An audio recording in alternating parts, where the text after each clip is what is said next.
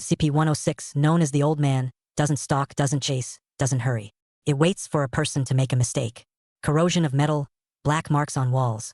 These are the first signs of its approach. It passes through solid surfaces as if through smoke, emerging from a wall or floor. It doesn't kill its prey outright. It drags them into its own space, a pocket dimension where time flows differently. There, the walls ooze darkness, sounds are distorted, and the body disintegrates with every step. Sometimes it returns its prey so the Foundation can find the remains of the body. Not out of mercy, out of curiosity. SCP-939 is a creature that hunts by sound. Cannot see, but it hears breathing, footsteps, even heartbeats. It speaks in alien voices, mimicking the intonations and words of the dead. You might hear a friend's voice calling out of the darkness, and you might take a step toward it. By then it's too late. It has no eyes, but it has absolute sensitivity to noise. Every sound in the lab is a signal to attack. Foundation personnel learned to walk alongside 939 holding their breath, but the slightest mistake cost them their lives. Its skin is red and clammy, its body pulsing as if someone else's heart were still beating within it.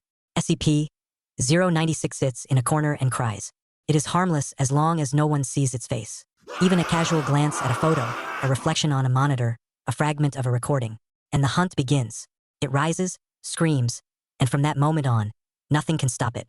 It moves with impossible speed, breaking through walls, passing through steel and concrete, finding its target wherever it may be, even thousands of kilometers away. Shelters and barriers offer no protection against it.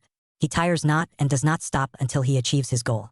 When the hunt is over, he sits down again and begins to cry. All that remains are blood and ruined buildings. SCP-173 appears like a statue, a huge concrete silhouette, stained with blood and cracks. He remains motionless as long as anyone watches him. Turn away or blink and he is already there. He moves instantly, breaking the necks of his victims. Blinking is a countdown to life. In the rooms where he is kept, bright lights are always on, and staff members say to each other, "Blink." A single hesitation is enough for him to be behind you. He doesn't think, he doesn't choose, he simply kills. And when it's over, he stands in place again, as if nothing happened.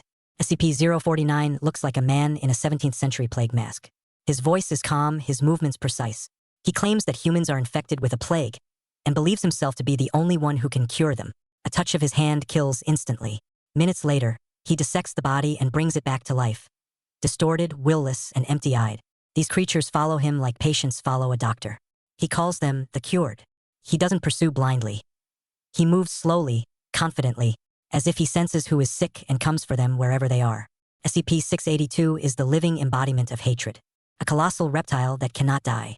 It has survived executions, acid, fire, vacuum, and atomic disintegration. It always regenerates and remembers those who try to destroy it. Every attempt to contain 682 ends in a new massacre. It finds its enemies, even if they are hundreds of kilometers away. The Foundation has tried to destroy it by every means possible, but it just comes back. Smarter, angrier, more resilient. It's not just resilient, it learns. And if it ever breaks free completely, the world will simply end. SCP-966 are nocturnal hunters, invisible to all. They emit a special wave that keeps a person awake. You remain awake for hours, days, and when your mind crumbles, they come. Only night vision goggles can reveal their silhouettes. They slowly approach, watching as you weaken from sleeplessness. And when you finally lose the distinction between reality and dreams, 966 is there, touching your face with its claws. You can't see it, but you feel its breath on your back. C-303. The doorman. It appears behind the door when you try to open it. No noise. No screams. Only quiet breathing and the feeling that something is on the other side. It doesn't attack, doesn't speak, just stands and waits. You can leave, open another door, and it will be there. Every time you decide to leave, it reappears. Foundation personnel called it the endless room of fear. No one saw its face and no one could pass by. C-610. Flesh that hates. An infection that doesn't just infect, it consumes. People, animals, even buildings become part of a single organism. If an infected person sees an uninfected person, they run after them, regardless of distance and obstacles. You can close yourself off, go underground, but it will find a way. The fleshy masses grow, breaking through the walls and floor, until they consume everything around them. Every survivor hears whispers, a call to join. 610 doesn't stalk you individually, it just grows until it gets to you. Is an object that no one can remember. No one knows what it does, what it looks like, or where it is. Everyone who has seen it forgets within seconds. But somewhere deep inside, the knowledge remains. It's here. People instinctively avoid it, but it always remains close. No one knows whether it moves on its own or simply appears, but everyone who has encountered it says the same thing, the feeling of being found.